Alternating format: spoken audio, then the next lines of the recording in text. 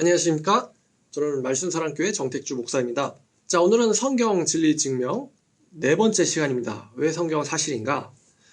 자, 네 번째 예언은 바벨론 정복국에 대한 예언입니다. 자, 지난 시간에 우리가 바벨론의 멸망에 대한 예언을 공부했었어요. 근데 성경에는 놀랍게도 바벨론이 어떤 나라에 의해서 정복될 것인가도 나와 있어요.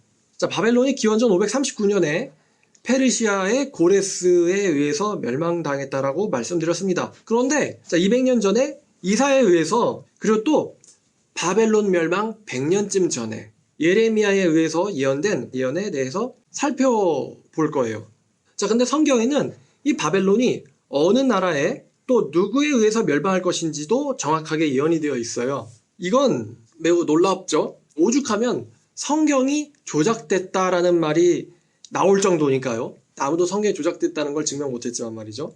바벨론을 멸망시킬 제국이 어떤 나라이냐? 이사야서 보겠습니다. 이사야서 13장입니다. 13장 17절부터 18절까지를 읽어보겠습니다.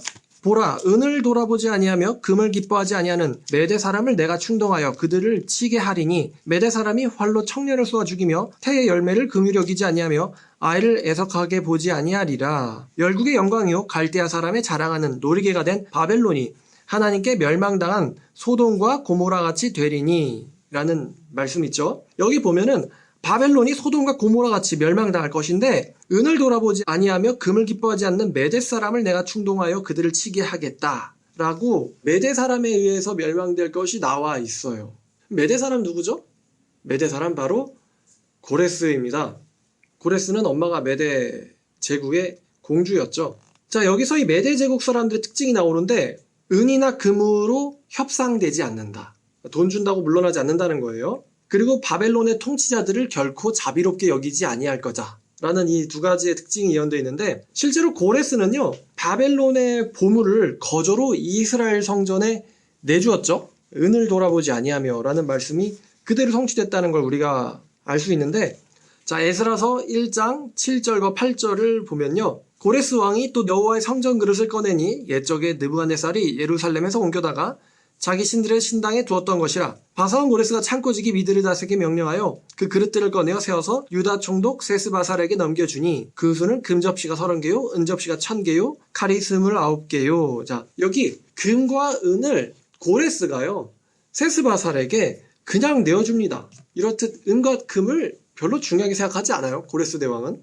자, 또 예레미야서 51장 6절부터 13절까지 읽어보면요, 바벨론 가운데 도망하여 나와서 각기 생명을 구원하고 그의 죄악으로 말미암아 끊어짐을 보지 말지어다. 이는 여호와의 보복의 때니 그에게 보복하시리라. 바벨론은 여호와의 손에 잡혀있어 온 세계가 취하게 하는 금잔이라. 뭇 민족이 그 포도주를 마심으로 미쳤도다. 자, 여기서 바벨론의 멸망이 여호와에 의해서 일어날 거다라고 예언돼 있죠. 우리가 바벨론을 치료하려 해도 낫지 아니한즉 버리고 각기 고향으로 돌아가자. 그 화가 하늘에 미쳤고 궁창에 달하였음이로다. 여호와께서 우리 공의를 드러내셨으니 오라, 시온에서 우리 여호와 하나님의 일을 선포하자.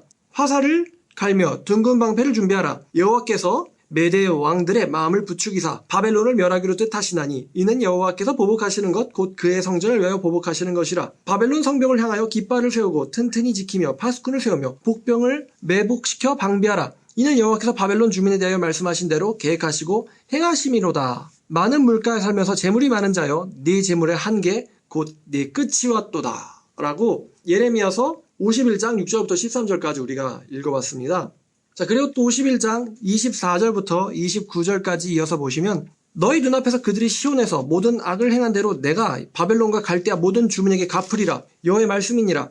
여호와의 말씀이니라. 온 세계를 멸하는 멸망의 사나 보라, 나는 내 원수라. 나의 손을 내 위에 펴서 너를 바위에서 굴리고 너로 불탄 산이 되게 할 것이니, 사람이 내게서 집 모퉁이 돌이나 기초돌을 취하지 아니할 것이요 너는 영원히 황무지가 될 것이니라. 여호와의 말씀이니라. 땅에 깃발을 세우며 나라들 가운데 나팔을 불어서 나라들을 동원시켜 그를 치며 아라락과 민니와 아스그나스 나라를 불러 모아 그를 치며 사무관을 세우고 그를 치되 극성스러운 메뚜기같이 그 말들을 몰아오게 하라. 뭇 백성 곧 메대 사람의 왕들과 그 도백들과 그 모든 태수와 그 관할하는 모든 땅을 준비시켜 그를 치게 하라. 땅이 진동하며 소용돌이 치나니 이는 여호와께서 바벨론을 쳐서 그 땅으로 황폐하여 주민이 없게 할 계획이 섰음이라. 여기서도 메대 사람들을 준비시켜서 바벨론을 치게 하라라고 예언되어 있죠.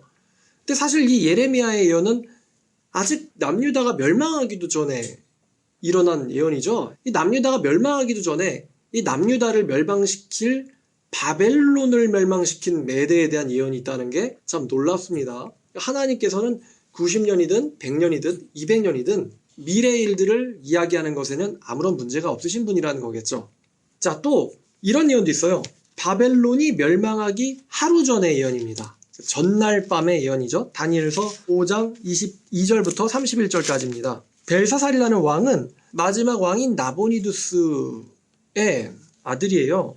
섭정을 아버지 대신에 했어요. 22절부터 31절까지 보면 다니엘이 말합니다. 벨사살이여, 왕은 그의 아들이 되어서 이것을 다 알고도 아직도 마음을 낮추지 아니하고, 여기서 이제 아들이라는 뜻보다는 자손이라는 뜻이 더 어울립니다. 느부갓네살은 한참 위에 선조거든요. 당신은 그의 자손이면서도 다 알고도 아직도 마음을 낮추지 아니하고, 벨사살도요, 하나님께서 만유의 왕이라는 것을 알고 있었다는 거예요. 그럼에도 자기를 겸손하게 하지 아니하고 도리어 자신을 하늘의 주제보다 높이며 그의 성전 그릇을 왕 앞으로 가져다가 왕과 귀족들과 왕후들과 후궁들이 다 그것으로 술을 마시고 왕이 또 보지도 듣지도 알지도 못하는 금은 구리, 쇠와 나무, 돌로 만든 신상들을 찬양하고 도리어 왕의 호흡을 주장하시고 왕의 모든 길을 작정하시는 하나님께는 영광을 돌리지 아니한지라. 이러므로 그의 앞에서 이 손가락이 나와서 이 글을 기록하였나이다. 기록된 글자는 이것이니 곧 메네 메네 데겔 우바르시니라.